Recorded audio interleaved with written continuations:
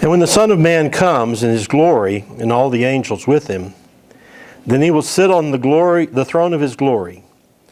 And all the nations will be gathered before him. And he will separate people one from another as a shepherd separates the sheep from the goats. And he will put the sheep at his right hand and the goats at his left. Then he will say to those at his right hand, "Come, you who are blessed by my Father, inherit the kingdom prepared for you from before the foundation of the world. For I was hungry, and you gave me food. I was thirsty, and you gave me something to drink.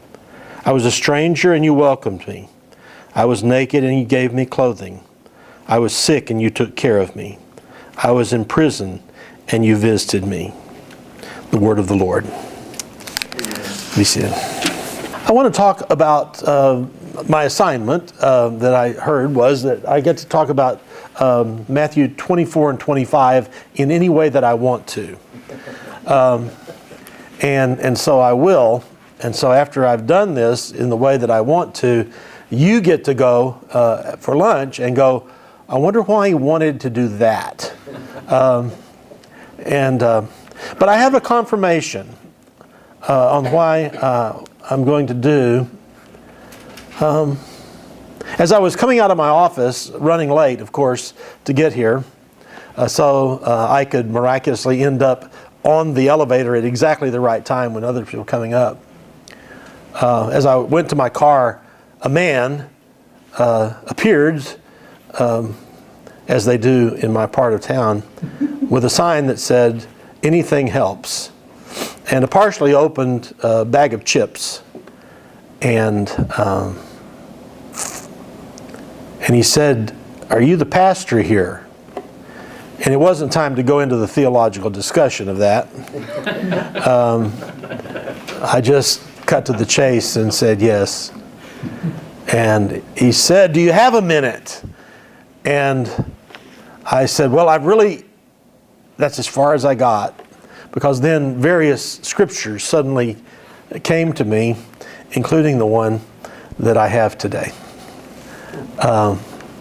And he told me the story, and it's the story which I have no reason to doubt, that he is homeless and jobless, and his wife, and he's trying to get some things together, and he's not well. He didn't appear to be well. And he asked if I would pray for him, and as some of us have decided to do, instead of saying, "I will pray for you," and going on, we better pray right there or we'll be lying. You just have to do that. And I had been informed, I was at a preaching conference in Dallas last week where William Willimon was helping us with some insights on preaching. And he had mentioned that he had been been invited to preach to sort of a church under the bridge kind of a place in what I assume is probably Birmingham now for him. And he said he got there and he had a sermon all worked up, and he immediately looked at everybody gathered and said, "Well, this is not the sermon." And so he said, I asked, "Does anybody know what Jesus did for a living?" And somebody said, "Well, he was a carpenter." He said, "Well, his dad was a carpenter. We don't really have any exact examples of him being a carpenter. We're not sure what his job was." And the guy yelled out at the back of the audience, "It's all right, Jesus, I don't have a job either." And then he walked on through the various aspects of Jesus' life and ended up telling the group, "Y'all actually know more what Jesus' life was like day to day than I do." So anyway, I had been instructed this week by this text and by William Willimon not to be the priest or the Levite, but at least stop for a moment. So what I want to do is just talk about the big picture. If you'll remember, well, you don't need to remember, my graduate preparation was not in taking little things and making them big. It was in looking at big things and making them smaller. I did a biblical theology under Albright. And so he always wanted us to look at big pieces and see how they came together. And so for that reason, I want to start in Matthew 22, where the Pharisees hear that Jesus had silenced the Sadducees in verse 34. And one of them asked him the question to test him, "Teacher, which commandment in the law is the greatest?" And he said, "You shall love the Lord your God with all your heart, with all your soul, and with all your mind. This is the greatest and first commandment. And as a second is like it, you shall love your neighbor as yourself. On these two commandments hang all the law and the prophets." And so when you come to this last of the books of the discourses in Matthew, I think it's possible to hear the overtones of the great and second commandment in the language that Jesus uses. I was going to unpack all the nuances of the apocalyptic language in chapter 24, but I don't claim to understand all that. What I do hear in all that is there was going to be a hard day coming in Jerusalem. And there's going to be a day of judgment coming someday. And both of those are addressed here. But Jesus comes out of that teaching then with 4 parables. And these parables all deal, at least in my mind today, at 10:42, with the great and the second commandment. Because he has these the master returns stories.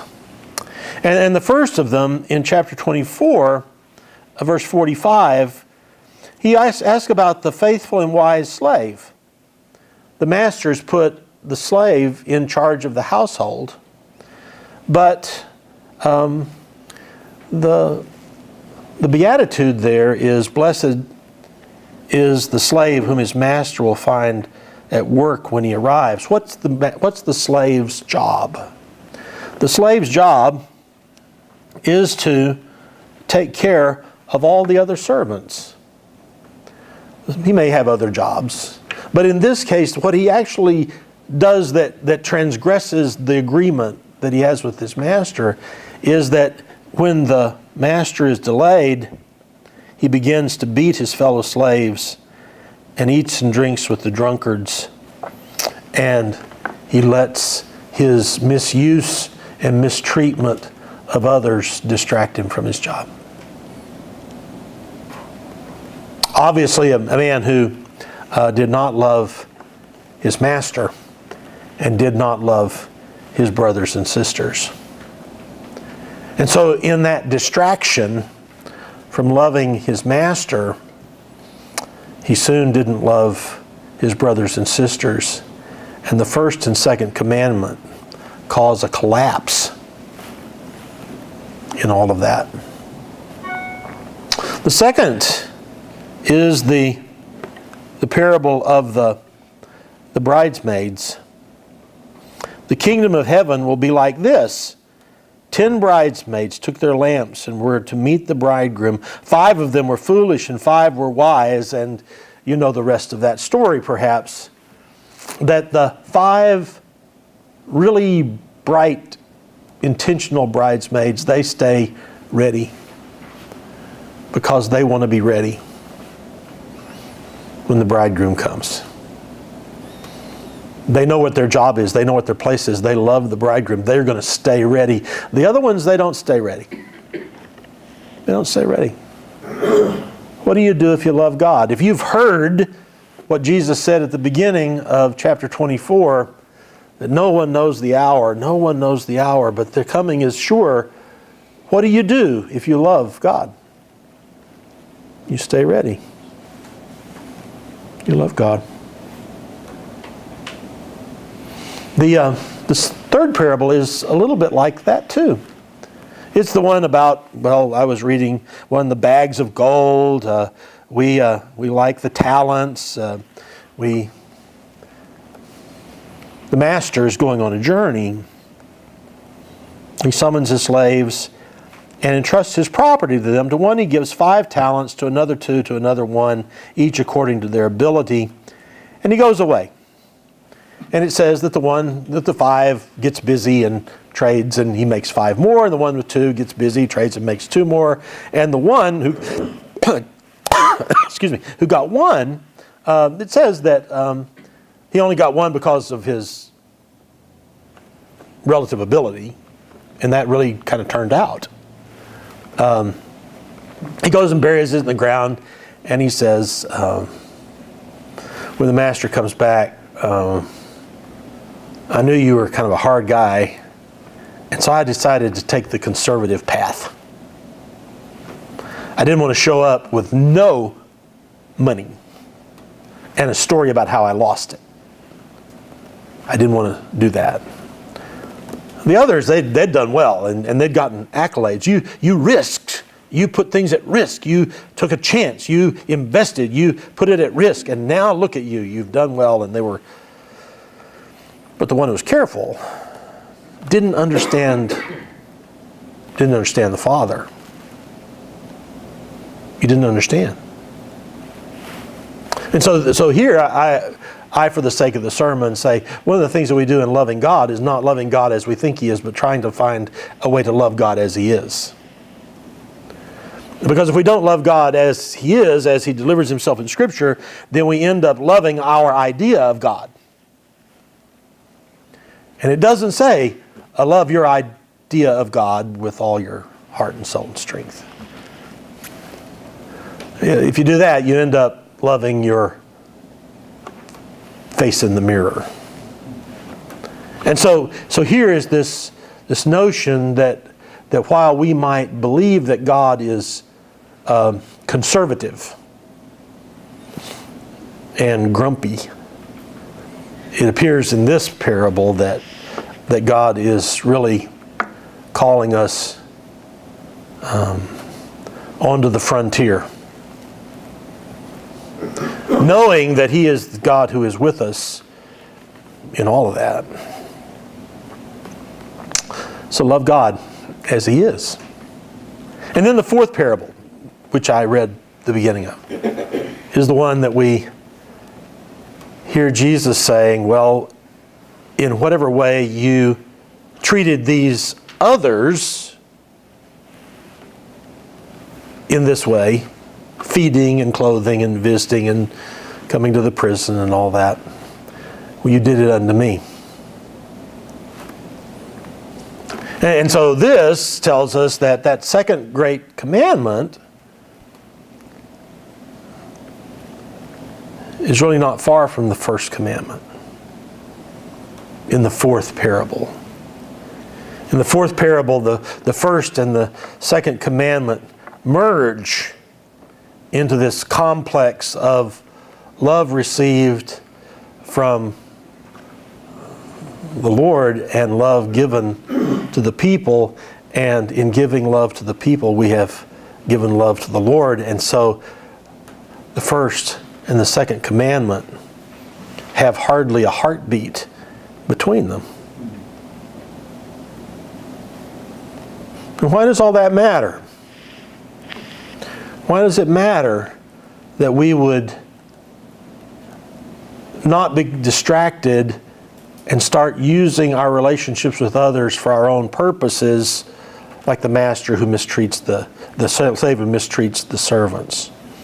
Why does it matter that we stay ready? Why does it matter that we make kingdom risk for kingdom gain?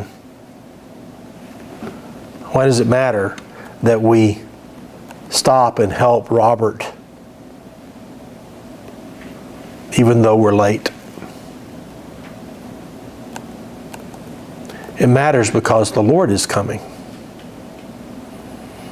None of those parables are seen outside of the imminent return of the Lord. And so we hear today, blessed is the servant whom the master finds doing his job when he comes. And we'll let that be the word of the Lord today.